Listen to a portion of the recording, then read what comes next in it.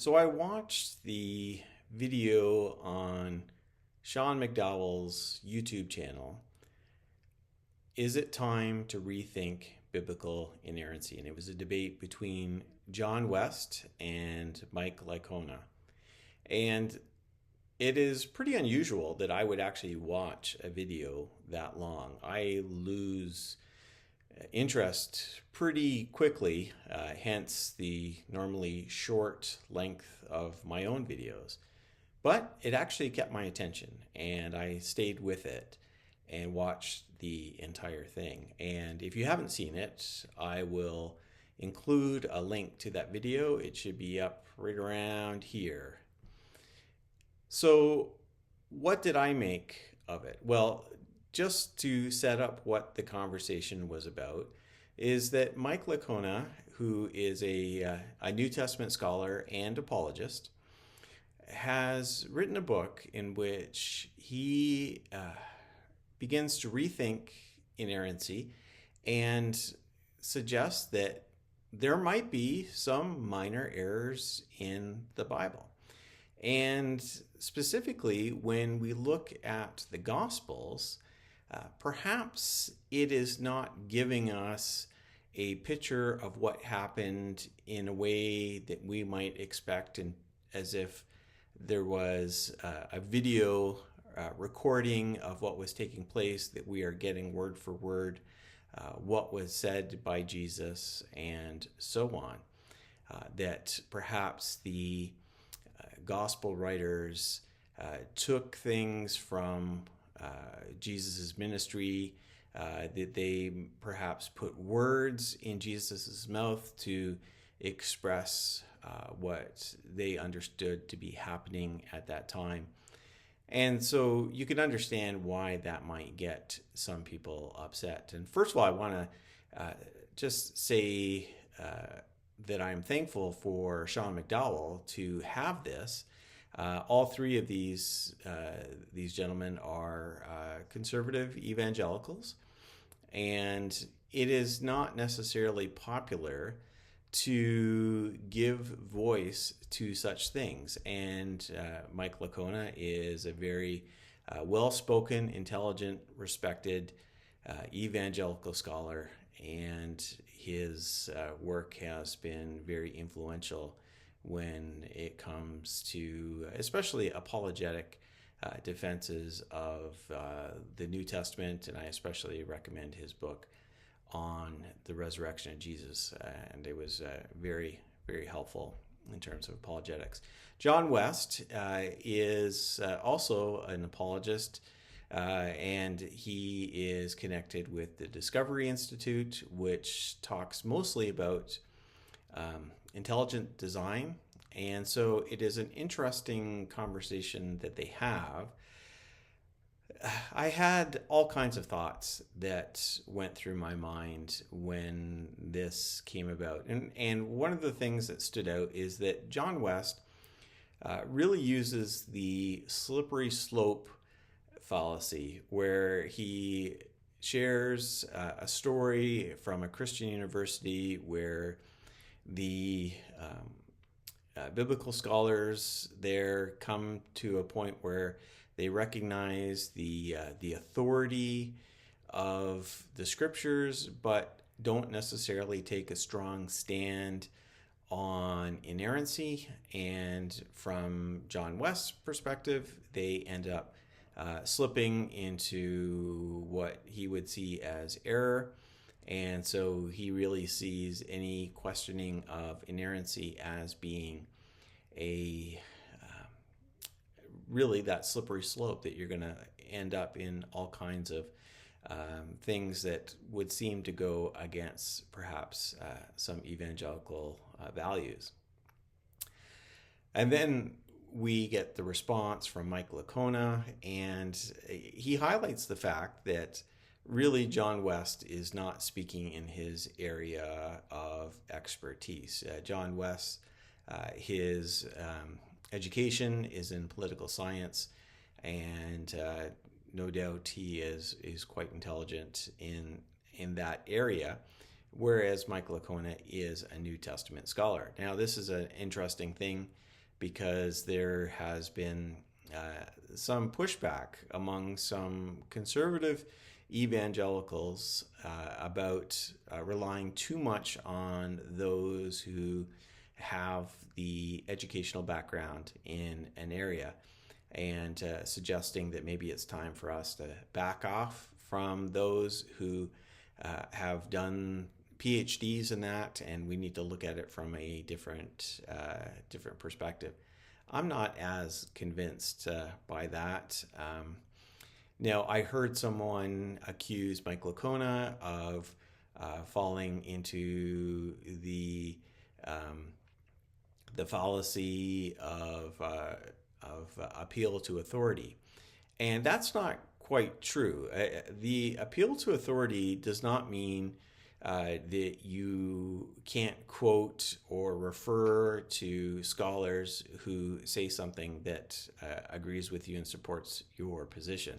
That's what scholarship does. That's the whole point of footnotes, is that you are footnoting another scholar who has some experience in that area, and they are supporting what you are saying. So that's not what the appeal to authority fallacy is. Appeal to authority fallacy is when you say, I don't really have any evidence, but so-and-so is an expert in that, and because he says that, therefore it must be true. So, maybe a skeptic might say, Bart Ehrman says this, therefore it must be true because Bart Ehrman is a New Testament scholar.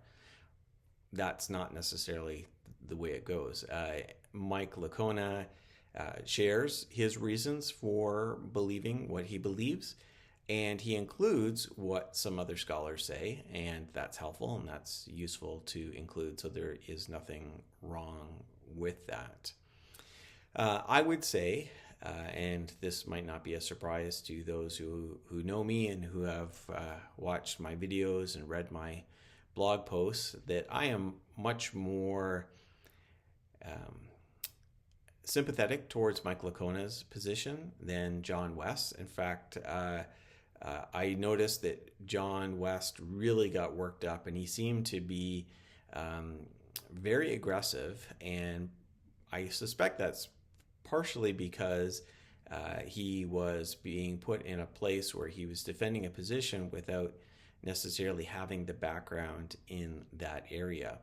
And of course, people who feel very strongly about a really strict doctrine of inerrancy really see this as the dividing line between what is good doctrine and what is bad. That is the area in which, as soon as you cross that line, you've gone into something that is going to lead to a pretty bad place. So that was part of it as well. And I actually thought Mike Licona handled himself better, both in terms of how he used the evidence that he had, as well as his tone in it. So I appreciated what Mike Licona did there.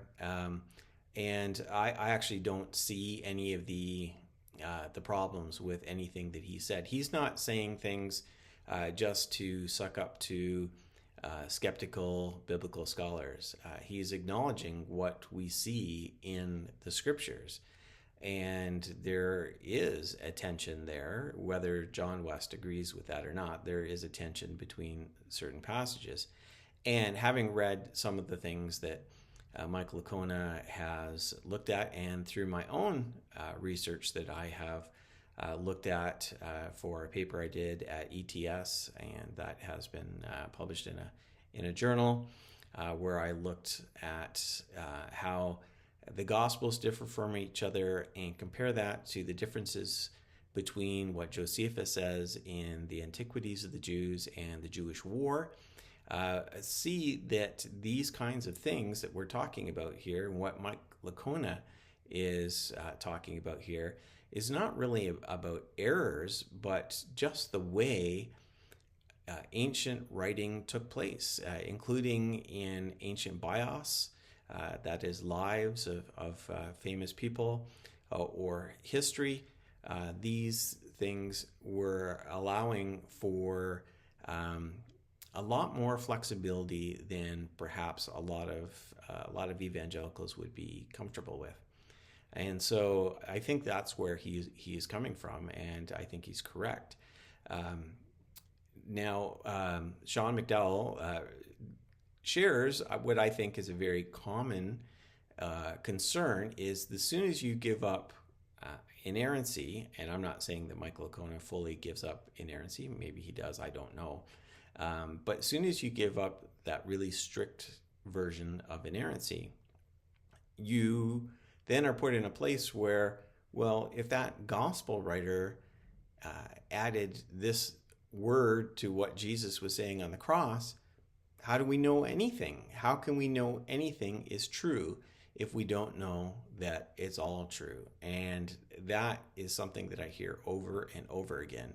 And yet historians work all the time with non-inerrant texts. We normally, when we're looking at historical events, historical figures, we don't have inerrant texts and sources in which we can work on. So we are able to take these texts and figure things out and understand, okay, well, what is most likely to have happened here and what is being said. So it's not as if Jesus never said, I thirst, then we should maybe throw out the resurrection, because how can we know if the resurrection actually happened? Those are two different things. We need to look at it the way any historian would look at it and see, what is being said here, and how is the resurrection referred to by various authors. What are they saying here? We really are on a much different place, say, looking at the resurrection of Jesus compared to Matthew and what he says about the saints coming back to life when Jesus died on the cross, which frankly none of us really understand what is being said there. I don't know what's going on. I don't know if Michael Licona is right, that that's just apocalyptic imagery or what. I wouldn't even want to throw an idea out into the ring, because I have no idea what's going on there.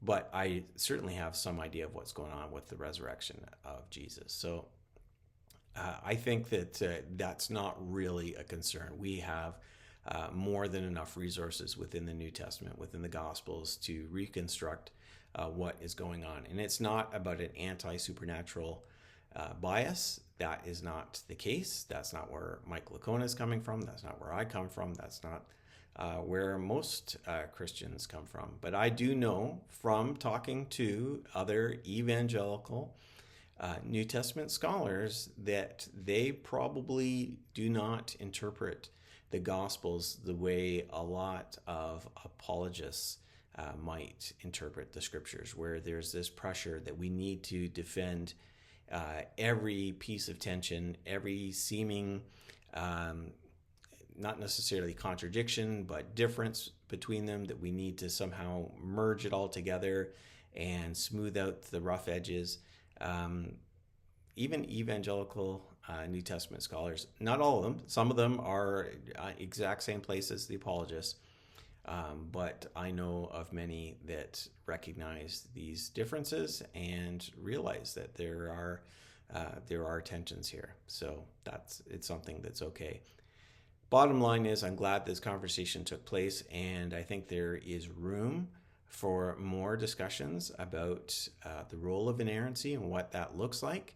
And I think that the way the conversation should go is not that if you question inerrancy, you are now a heretic and you need to be pushed out and you need to be condemned for criticizing this idea.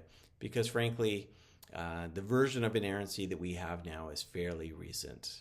I'm not saying that the early church fathers thought the Gospels were full of errors, but they did recognize that there was tension that was going on, and so we can. There's room for us to have actually healthy conversations. So thank you, Sean McDowell, for allowing this conversation to happen. And thank you, Mike Licona and John West, for putting yourselves out there and discussing this issue and to share your views.